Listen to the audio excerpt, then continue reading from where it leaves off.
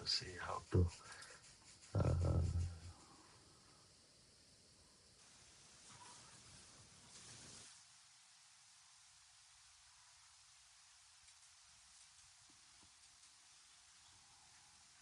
and do you know how to spotlight a video?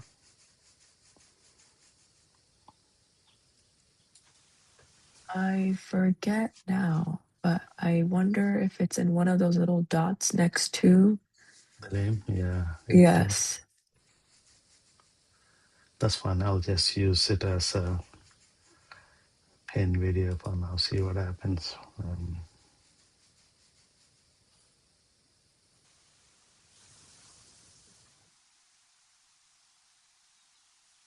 I don't see that option. Okay, that's fine. Okay, let's get started. I think the idea now, continuing from last week, is delving a little bit into the second noble truth. Okay, the idea simply is uh, the history being Buddha really started all of his teachings from pretty much the Four Noble Truths. It's the initial part of the perhaps the first sutta that Buddha gave, and it's compiled as setting the wheel of Dharma in motion in English, and Pali Dhammachakra Pravartana Sutta. It's basically translates exactly as what it is in English from a title perspective. Okay. And the Four Noble Truths he enumerated are broadly suffering exists. And I think we covered that last week in terms of suffering is a pretty, sometimes I feel like a harsh word. I mean, not every day, every time we have an inconvenience, we're going to say, I'm suffering today. That looks pretty brutal on ourselves. And basically, I see some teachers translate this as unsatisfactoriness. I can go with that, or inconveniences in life. And it can be a full spectrum from a minor irritation all the way to full-blown grief, right? Anything in between can be captured by that. Okay. And in all of that, Buddha gave a clear perspective. Such things exist in life. He didn't say life is suffering. He said suffering exists in life, or dukkha exists in life. And that comes from various shapes and sizes and different stages in our life and different stages in a day and different stages in our transactional mode. And we live through that most of the time, and which is a way samsara always is, right? But the path, what Buddha taught is you can understand the suffering in more detail. That in a sense became the rest of his work. I was giving the metaphor. You think of it like a nuclear fission, and a one single teaching called Four Noble Truth. It's really disaggregating into teaching after teaching after teaching, going into deeper and deeper and deeper level, so that people understand, or his disciples and the lay people understand, there is a better way to process life and really lead towards more satisfactory or content life. And you can all the way use the word enlightenment, nibbana, and ultimate states as the teachings go, right? Now we are on to second noble truth, where our singular focus is on looking at the cause for suffering. Yeah. So in a sense, the four noble truths or suffering exists. The cause for suffering is clinging or craving. And the third noble truth is way to end suffering is letting go of that craving. And the fourth is the path, right? The path to let go of craving is the Eightfold Path, right?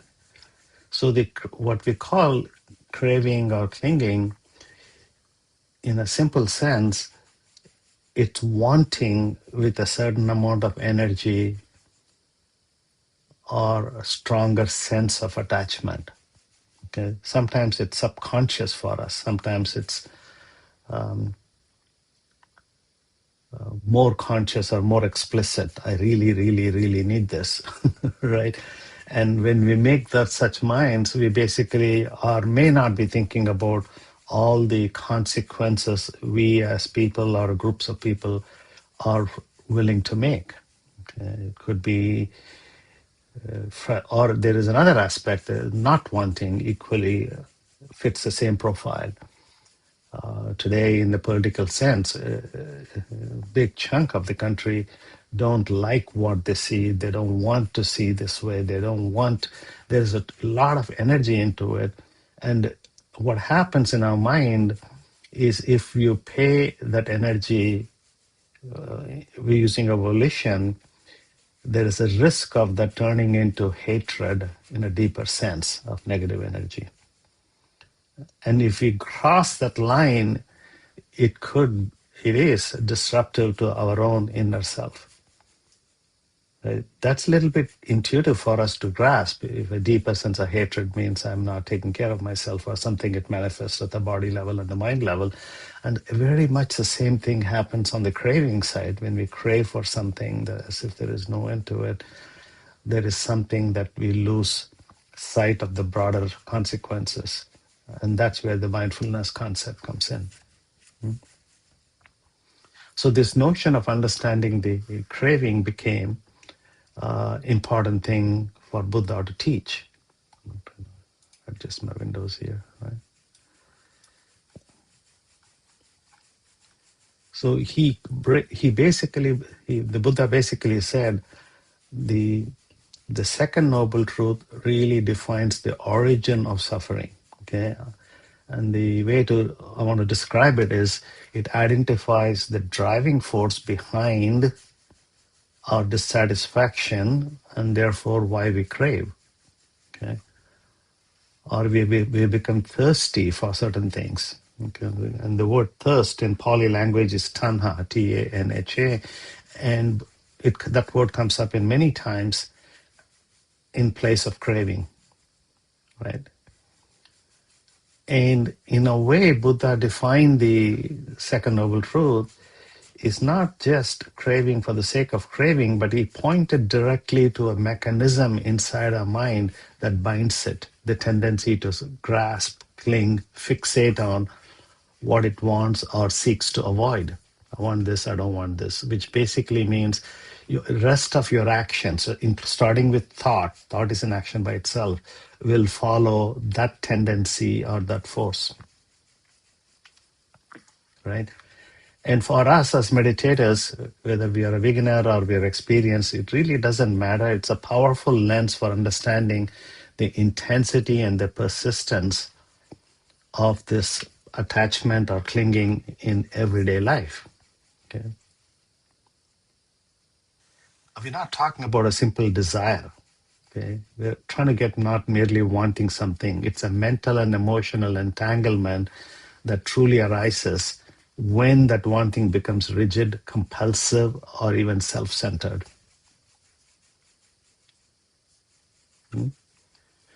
We'll subsequently see in these Sunday morning classes, what Buddha describes is when we become that rigid, compulsive, and self-centered person wanting certain things at all costs, we really become a different personality.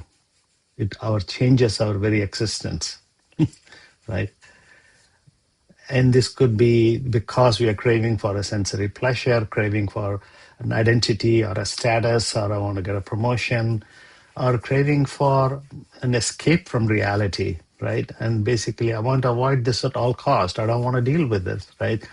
And I went through this few years ago about why am I watching this much time on TV, which I'm not enjoying it, So it really became very clear for me what good is coming out of this next 30 to 45 minutes I'm sitting in front of it. And I said, okay, why am I torturing myself? I don't need this for my existence, right? And that made it's a different form of a mechanical routine activity I was engaged in. I come home and without even thinking, I want to watch TV.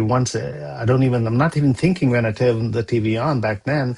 And then I sit there and something comes up and catches my attention and I get locked in.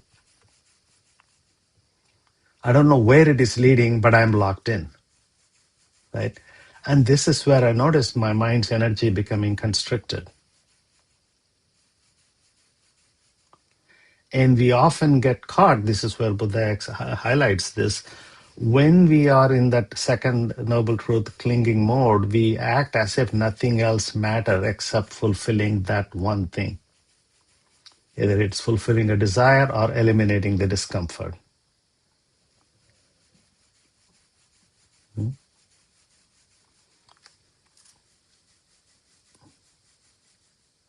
And this is where we'll see it in subsequent classes.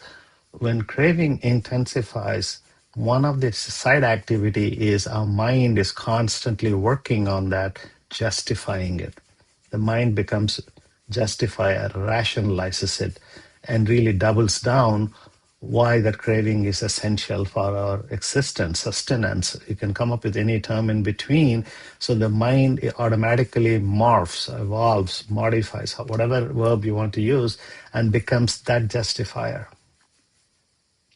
It tells us the expectations are reasonable, or these desires are necessary, that our discomfort must be eliminated immediately, right? And these delusions obscures the reality that craving itself is a source of this mental agitation. So in modern day life, it's not often we can go to a restaurant or we can go to anywhere you see there are 3, 4, 5 people, either families or groups of friends, and you often notice they're not talking to each other, they're all scrolling through on their own devices. Right? And I kind of, I'm not really laughing at them, but I feel like that's what we have come out to be, right? There's something that says that I need to be processing that information even while I'm in the company of someone else.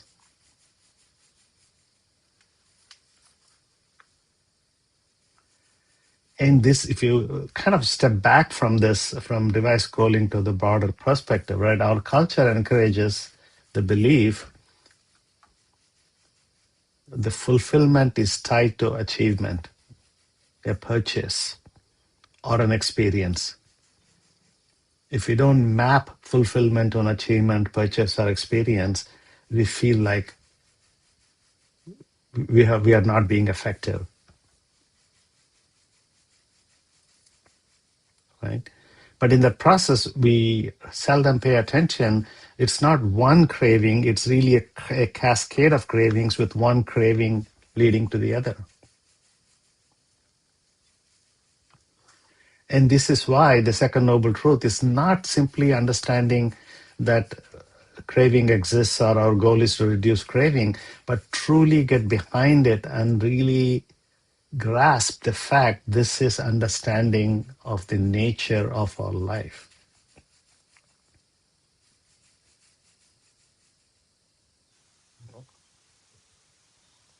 And perhaps introducing a thought, where is this leading me? And what happens if I don't act on this particular desire or craving or need? What happens? So we have an option of interceding those thoughts or intercepting those thoughts. And this is the entry point for mindfulness. And when we bring that discerned process, we quickly realize craving is not a command, but a conditioned process.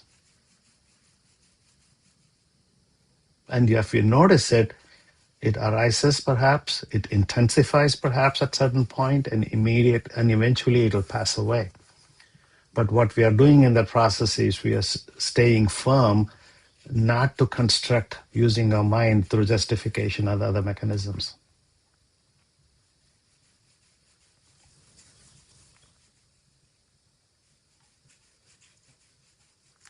Right?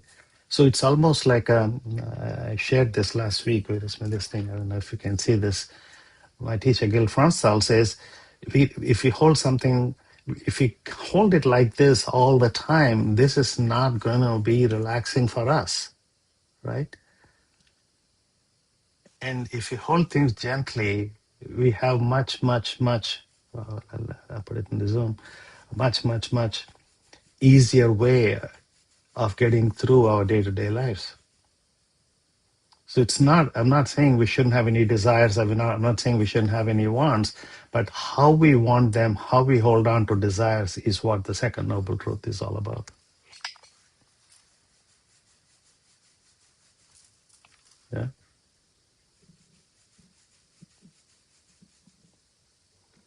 And it's a significant, what I call it, from a diagnosis perspective, realizing that it is such an important thing we don't usually dwell on or pay attention to. The easiest way it manifests through practice for me is, why am I feeling this way? Oftentimes, why am I feeling this way? And if I dissect that question, triage that question, it comes back to me wanting certain things to be a certain way, right? The entry point for the chain is, why am I thinking? Why are my thoughts this way right now? Where are they coming from?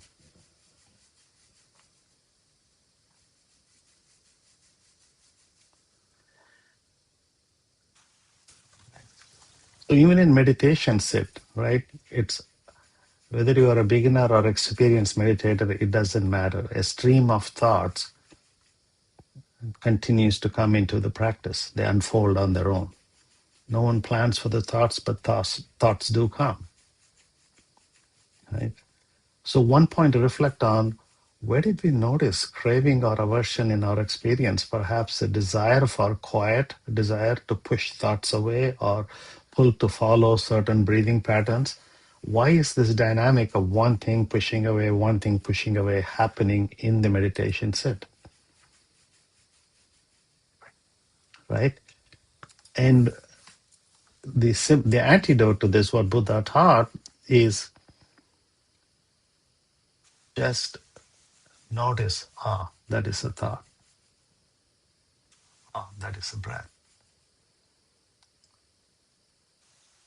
And as we move into the third noble truth, we learn about letting go.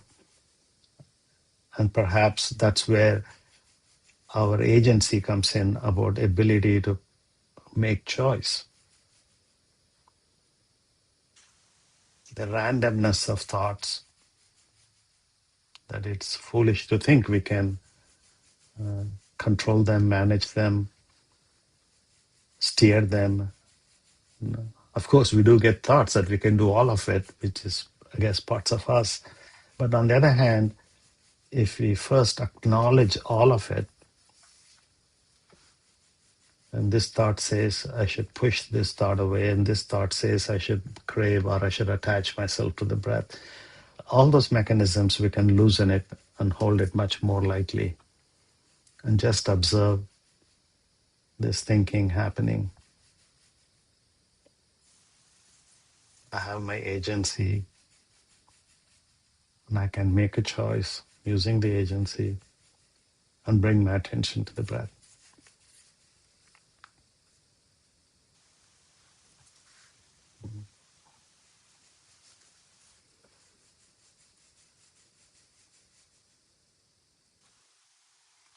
And imagine the second scenario, not during meditation, and we want to develop a practice, right? And one of the things we say is, okay, I want to get deeper into Buddhism, or I want to practice regularly. We have those goals forming in our head. And we can hold the goals very lightly.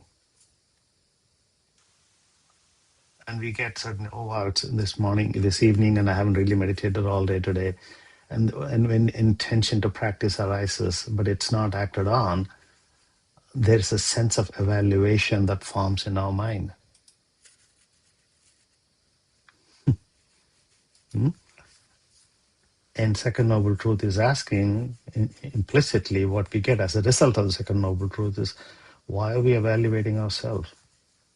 Evaluation in this regard is a form of craving or wanting.